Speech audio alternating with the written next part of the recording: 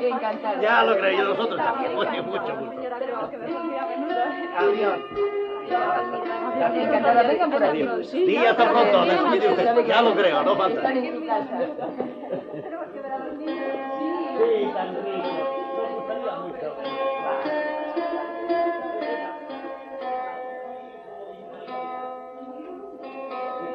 El coche, señor. El coche.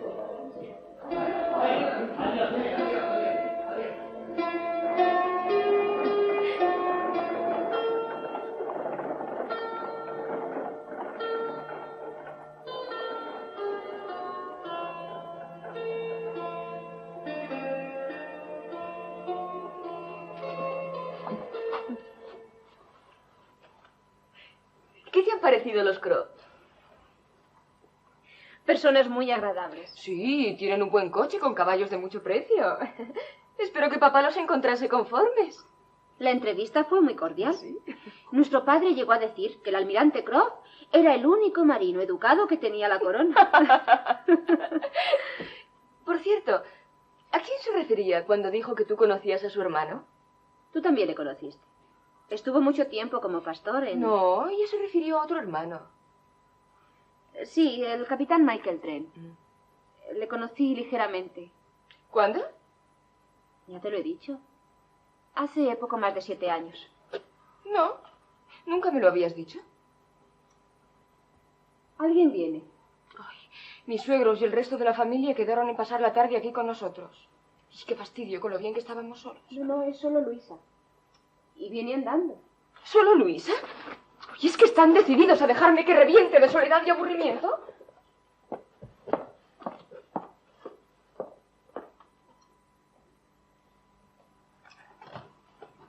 Querida Luisa, ven.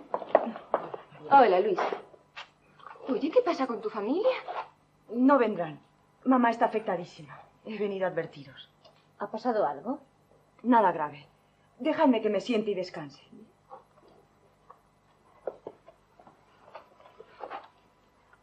Ha sido a causa de la visita de ese almirante.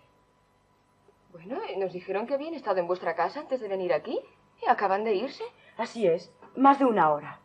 A ella se le ocurrió decir que un hermano suyo, el capitán Trent, que ha vuelto a Inglaterra, o ha sido licenciado, o cosa parecida, piensa venir a verlos. También nos lo han dicho a nosotros, pero no entiendo qué tiene eso que ver. Por desgracia, a mamá se le metió en la cabeza, no bien se marcharon, que Trent era el nombre del que en un tiempo fue capitán del pobre Dick, mi hermano. No sé dónde ni cuándo, pero precisamente antes de morir. Enseguida se ha puesto a buscar las cartas y ha visto que no se equivocaba. Como podéis comprender, los recuerdos le han quitado por completo las ganas de salir, y hemos pensado que es mejor que vengáis vosotras, y que entre todos tratemos de animarla.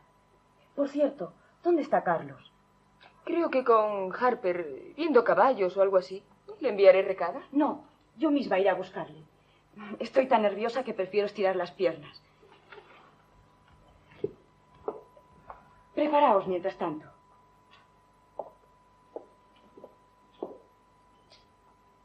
Que no piensen que yo voy a estar toda la tarde sirviendo de paño de lágrimas. Prefiero quedarme sola. ¿Qué es esa historia de Dick? ¿No la conoces? Muy vagamente. Dick era el cabeza loca de la familia. Le enviaron a la Armada como último recurso. Y tuvieron la desdicha y al mismo tiempo la fortuna de perderlo antes de los 20 años. Ahora que Luisa lo menciona, sí recuerdo que la familia cita a menudo unas cartas de Dick en las que habla repetidamente del capitán de su barco. Mira por dónde. Tu capitán Trent va a estar pronto aquí entre nosotros. ¿Aquí? Naturalmente que sí. Los Musgrove querrán obsequiarle, invitarle, todo para que les hable del pobrecito de Dick. Y vendrán por aquí, iremos nosotros allí, a Kellynch, y tendremos nueva diversión gracias a tu capitán Trent. No es mi capitán Trent. A los pocos días se supo que el capitán Trent estaba en Kellinghall. El señor Musgrove, que había ido a visitarle, deshacíase en elogios del recién llegado y se apresuró a invitarle a comer en su casa, acompañada de los Croft. Nosotros también estábamos invitados, pero un desgraciado accidente del pequeño de mis sobrinos alejó el momento de encontrarme de nuevo con Michael Trent.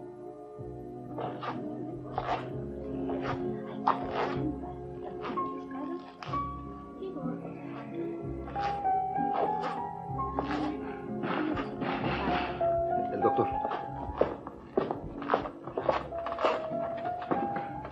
Adelante, doctor, bienvenido.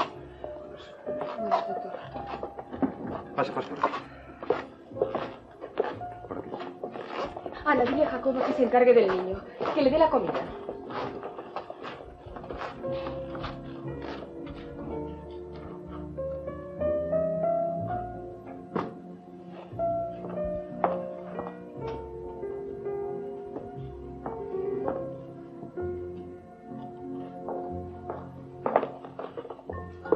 Jacoba, por favor, encárguese del niño. Dele de comer.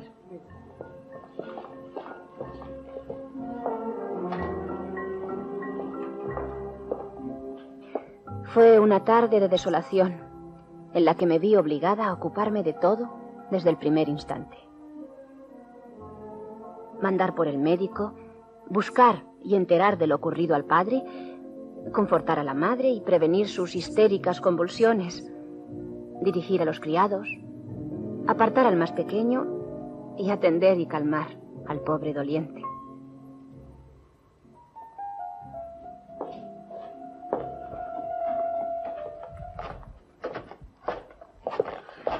Ana, ve tú con el niño, que se queja mucho y está muy nervioso. Bueno, tú sabes atenderle. Sí, María, no te preocupes.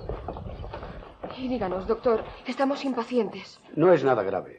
Me atrevo a asegurar que no hay rotura, sino simple torcedura. Sin embargo, es conveniente observarle durante unos días. Pero no se quedará cojo. María, por favor. Señora, los niños tienen mucho más resistencia que eso. No obstante, conviene que esté en la cama sin moverse y se le distraiga del modo más tranquilo posible. Hasta mañana, señora Maslow. Adiós, doctor. Le acompaño.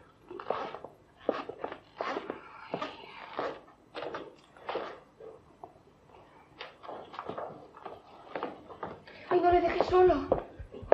Se ha dormido. El doctor ha dicho que hasta no saber si hay rotura conviene que esté en la cama. Y tenemos que distraerle con juegos o como sea. Ay, gracias a Dios que estás tú aquí, Ana. Yo tengo tan poca paciencia. Pues tendrás que forzarte en tenerla. También es una mala suerte. Y precisamente hoy. ¿Hoy? Claro. ¿Has olvidado que íbamos todos a comer a casa de mis padres? Estarán allí los Croft y el capitán Trent. ¿No habrás pensado cambiar los planes? Ya has oído al doctor. Alguien tiene que entretener al niño, ¿no? Es el niño. La verdad, yo creo que entretener al niño y cuidarlo es misión de las mujeres. Entonces estás decidido a ir a esa comida y dejarme a mí sola, ¿no? Sola no. Cuidando a tu hijo. Me parece lo razonable. ¿Razonable? Claro. Todo el mundo lo aprobaría, querida. Estando además tu hermana contigo, no tengo ningún escrúpulo en hacerlo. Y yo sé, estoy seguro de que tú tampoco te avendrías a dejarlo. Mira, yo aquí no hago nada. Lo mejor que puedo hacer es cambiarme antes de que se me haga demasiado tarde. Ana me avisaría si ocurriese algo, ¿eh?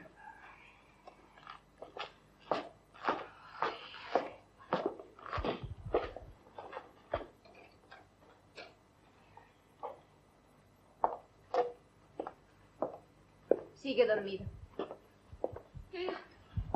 Ya nos han dejado solas para que nos ocupemos del pobre enfermito. En toda la tarde no se acercará a nosotras un alma viviente. Oh, sí. Ya sabía yo lo que iba a pasar. Es mi sino. Siempre que ocurre algo desagradable, los hombres se quitan de en medio.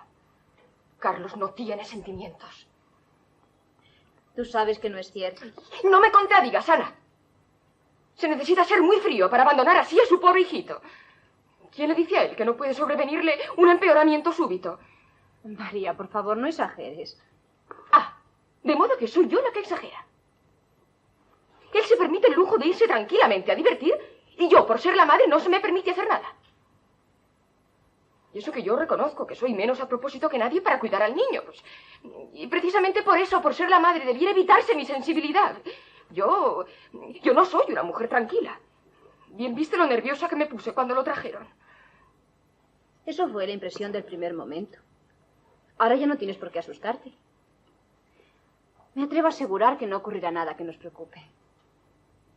¿Ya has oído lo que ha dicho el médico? Sí, el caso es que tú siempre te pones de su parte. No es eso. Pero comprendo la actitud de tu marido. Cuidar niños no es cosa de hombres. No es ese su trabajo.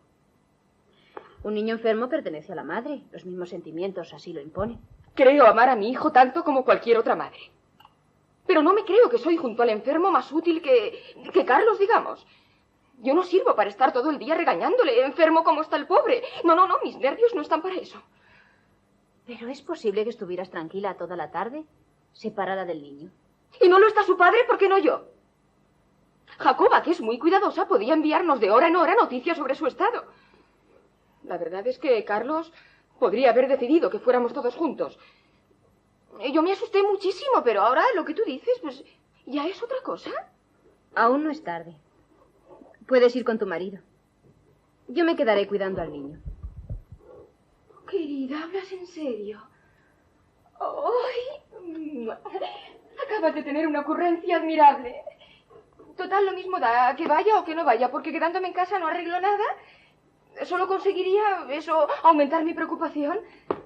En cambio, tú, que no tienes los sentimientos de una madre, eres la persona más indicada. A ti, Carlitos, te ha hecho siempre mucho caso. Y sí, es mucho mejor que dejarle solo con Jacoba. Voy a vestirme. No, o mejor se lo diría a Carlos para que se espere. Bueno, ya sabes que puedes llamarme si algo ocurriera, pero no creo que pase nada que te asuste. Y claro está que yo no iría, bien lo sabes, si no estuviese por completo tranquila respecto al niño. ¿No irías? ¿Dónde? Contigo, naturalmente. ¿Sabes? He pensado que en casa no hago nada. Quedándome con el niño, ya lo sabes, obtendría de mí todos los caprichos. Ana se quedará. De manera que ya te las has arreglado. No, si la idea ha partido de ella. De modo que, ¿qué voy a hacer yo en casa? Pues acompañarte.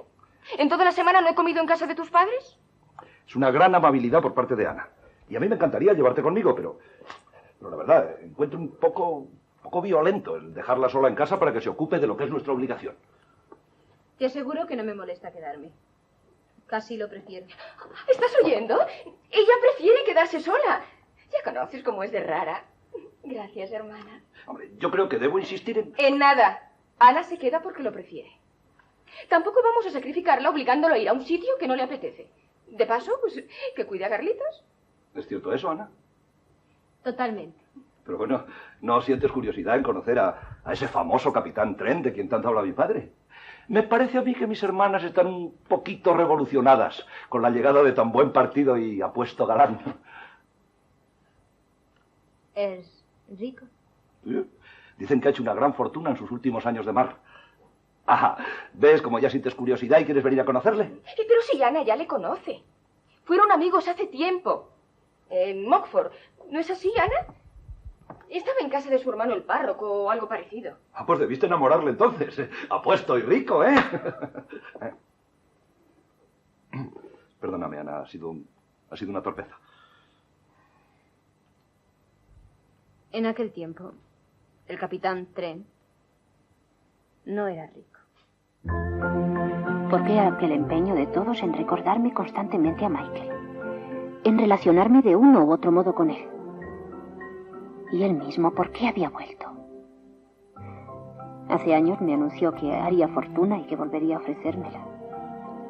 Yo no le autoricé a hacerlo. De todos modos, había pasado mucho tiempo. Sea como sea, si en los designios del capitán Trent estaba yo presente, durante algún tiempo no dio muestras de ello. Menudearon sus visitas a casa de los Musgrove y sus atenciones a Enriqueta y a Luisa. Pero en cuanto a mí, llegué a pensar que eludía mi presencia.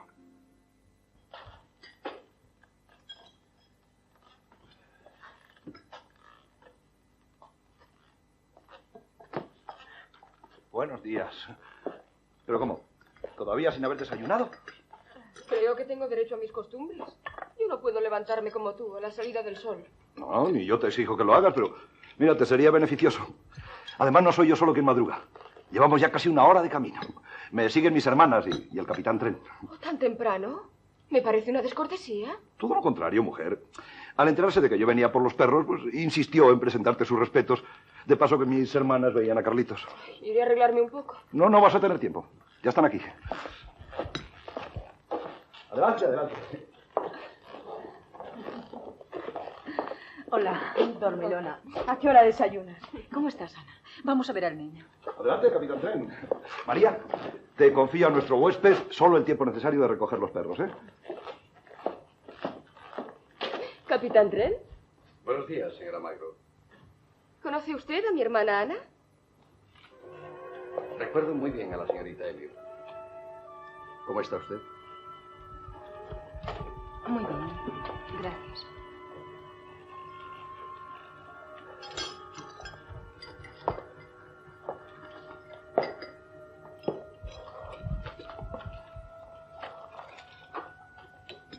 Parece que tendremos buen tiempo. En esta época las mañanas son siempre claras, en todo Somerset. ¿No quiere usted acompañarnos tomando una taza de té con nosotras? Lo haría con gusto, pero no tomo nada antes de caminar. Creo que... Bueno.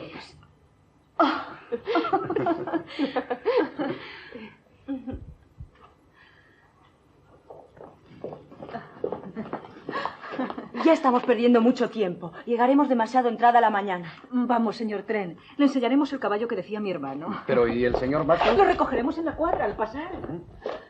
Señora Macro, señorita Elliot.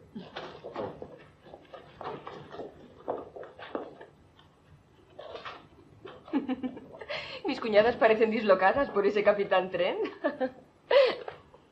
Bueno, la verdad es que es muy atractivo. ¿No te lo parece, Ana? Sí, lo es. Ana, asómate. Mira qué buena pareja hace con Luisa.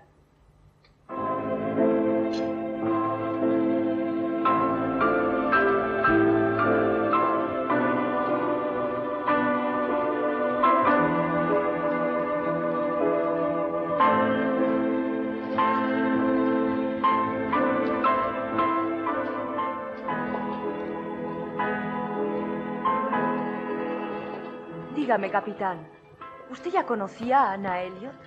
Sí, desde varios años. Pero la verdad, la he encontrado tan cambiada que no la hubiera reconocido.